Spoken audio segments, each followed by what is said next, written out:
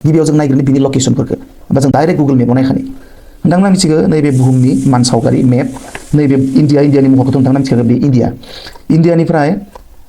इराना नैबे गुजरातनिफ्राय नैबे पाकिस्तानखौ एसे बारनानै थाङोबानो इरानखौ मोनो माने मोनसे कान्ट्रि बारनानै थांनांगौ इन्डियानिफ्राय नैबे इरान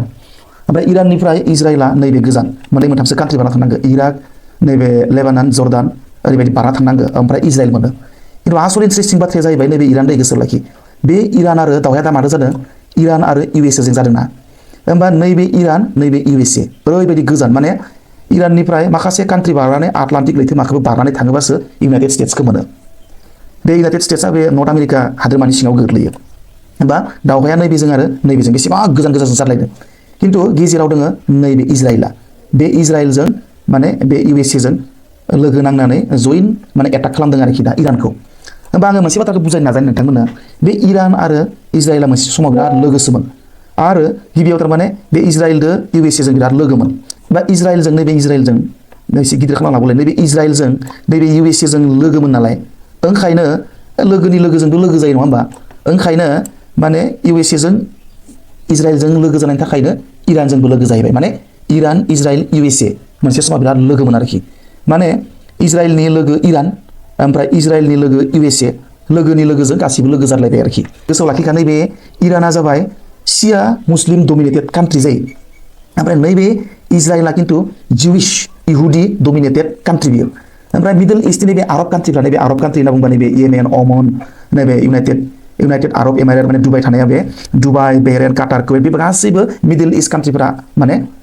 आरब कान्ट्रिसफोरा मुस्लिम डमिनेटेड कान्ट्रि माने सुन्नि मुस्लिम डमिनेटेड कान्ट्रि खिन्थु नैबे इराना शिया डमिनेटेड मुस्लिम कान्ट्रि 28 तारिखआव इउएसएआ इराननि मोनब्रै मोनबासो सिटिसफोराव बम गारबाय जेराव माने बिनि सुप्रिम लिडार आयतुल्लाह आली खामेनिया थैबाय बिनि बिसि फिसाय बिजामादै फिसाजोफ्राबो थैजोब्बाय बिनि उनाव खिन्थु इरानाबो जिरायनानै थायाखैसै इराना खिन्थु डाइरेक्ट नोंथ' इरानाथ' नोङो माबा बमा गारहरनो हाया एटाक खालामहरनो हाया गैया इउएसएआवथ' नोङो इमान गोजानावथ' नों बमा गारहरनो हाया नैबे इरान नैबे इउएसए बेयावथ' नों बमा गारहरनो हाया बाब्रे बेसेबा हादोर बारना थांनांगौ आटलान्टिक लैथो बारना थांबावनांगौ होमबा मा खालामबाय मिथिबायना इराना नैफोराव बम गारबाय नैबे दुबाइयाव नै इउएइआव इउनाइटेड आरब इमारेटआव माने दुबाइयाव बमा गारबाय बे माने माबानि खाथियाव बुर्ज खालिफानि खाथियाव बमा गारबाय नै बेहेरेनावबो बमा गारबाय कुवेतआव बमा गारबाय ओरैबायदि माखासे हादोरफ्राव बमा गारबाय मानो बमा गारदों बेफोराव मानोना बे हादोरफ्राव नैबे दुबाइफ्राव इउनाइटेड आरब एमारेट बेफोराव बेहेरेन कुवेत बे गासैबो जायगाफ्राव थारमाने आमेरिकाया ओरैबायदि डेभेलप ओरैबायदि बुद्धि गोरों बिसोरो बे जिं नैफोराव नै इराननि सोरगिदिं नैबे इरान नालाय बे इराननि सोरगिदिं नैफोर जायगाफ्राव बिसोरो नैफोराव थारमाने बिसोरनि मिलिटारि बेस दं गिदिर मिलिटारि केम्प फासिना दोनदों बेफोराव ओरैबायदि सैथान बिसोर थारमाने मुलुगखौनो बिसोर कन्ट्रल खालामनाय टारगेट थारमाने इउएसएआ दा बेफोराव नै बेहेरेन काटार नैबे दुबाइ बेफोराव नै कुवेत बेफोराव थारमाने बिराद मिलिटारि केम्प बानायदों गिदिर मिलिटारि बेस बानायना दोनदों आरोखि दा इराना बे इउनाइटेड स्टेट्सआव बमा गारहरनो हाया नालाय दुबाइ काटार बेहेरेन कुवेत बेफोर गासै जेखिजाया मोनब्रै मोनबा आठटासो हादोराव बम गारबाय आरोखि बिसोरनि जायगाफोर हादोरफ्राव बम गारबानो माने इउएसएनियाव नांहैयो आरोखि इउएसएआ गावखौनो गावनाय बायदि मोनो आरोखि दा बेबायदि खिन्थु लास्टआव मोनसे बिराद इम्पर्टेन्ट घटना मोनसे मिथिबावनांगौ दा नैबेखौ मोजाङै नाय नैबे इरान दा नोंथांमोना मोनसे बुस्थुखौ बुजिनांगौ नैबे जोंनि इन्डिया नालाय नैबे लैथोआ मा बेखौ बे अफ बेंगल होननानै बुङो नैबे लैथोआ मा इन्डियाजों नांजाबनाया बेखौ आराबियान सी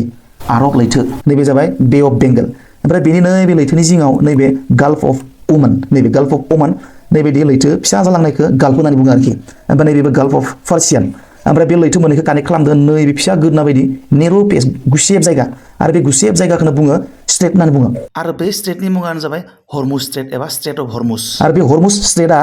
बे इराननि कन्ट्रलाव दं दाना इराना माने धुमखि होगासिनो जुदि जोंखौ जुदि सोरबा एटेक खालामोबा बे जोङो हरमुज स्ट्रेट नैबे फिसा नालाय बे लैथो बे खमसे खम 40-50 किल'मिटारनि गेजेराव आरोखि नैबे लैथोनि गेजेराव फिसा गोदना बायदि बे गोदनाया नैबेखिना 40-50 किल'मिटारसो दं बेखौ जोङो होथेनानै होगोन बे जोंनि कन्ट्रलाव जोङो नालाय आरो बेखौ होथेनानै होयोबा मिथिखा बे फिसा स्ट्रेट अफ हरमुजनि गेजेरजों बिराद माने नाव बारो बिजनेसनि नाव जोंनि भारत नैबे भारतावबो जोंनि थाव माबा माबि कमडिटिसफ्रा बेजोंसो फैयो क्रुड अइलफ्रा नैबे माने इराकनिफ्राय इराननिफ्राय सौदि आरबनिफ्राय थाव फैयो बेजोंसो फैयो आरो मुलुगनि 20-30% थावानो बे हरमुज स्ट्रेटनि गेजेरजोंसो बारो थारमाने होमबा मुलुगनिथ' 30-20% खिन्थु नै भारतनि 60% बांसिन थावा बै माने नैबे गाल्फ अफ ओमान आरो पार्सियान गाल्फनि बे फिसा गोदना दैनि गोदना हरमुज स्ट्रेटनि गेजेरजोंसो बारबोयो थारमाने दा होमबा बे जुदि इराना बे हरमुज स्ट्रेटखौ बन्द खालामनानै होयोबा जोंनिया 60% थाव साप्लाइया खमिखाबाय 60% थावनि साप्लाइ खमियोबा जोंनि हादोराव पेट्रल डिजेल माबा माबि थावजों बानायनाय प्रडाक्ट क्रुड अइलनिफ्राय बानायनाय प्रडाक्ट बिराद दाम बारिगोन पेट्रल डिजेलनि दामाबो दा 100 दङ 200 300 माबा माबि जालांनो हागौ ओरैबायदि आरोखि दा बेखौ आङो निउस मोनसे मोनदों रिसेन्टलि नै बारा गोबाव जायाखै टाइम्स नावनि निउस बियो इराना बुंदों माने इरान हेज डिक्लेयार्ड द क्लोजार अफ द स्ट्रेट अफ हरमुज माने स्टेट अफ हरमुजखौ बन्द खालामगोन होनना फोसावदों IRGC हेज वार्नड नैबे मोनसे बिसोरनि पुलिस एजेन्सि वान डेट एनि भेसेल बे लामाथिं दै लामाथिं जुदि बारलांनो नायोबा खिन्थु जों बेखौ एटेक खालामगोन जोङो सावनानै होगोन होननानै डिक्लेयार होदों बुंदों आरोखि दा बिराद गिलु बालु आरोखि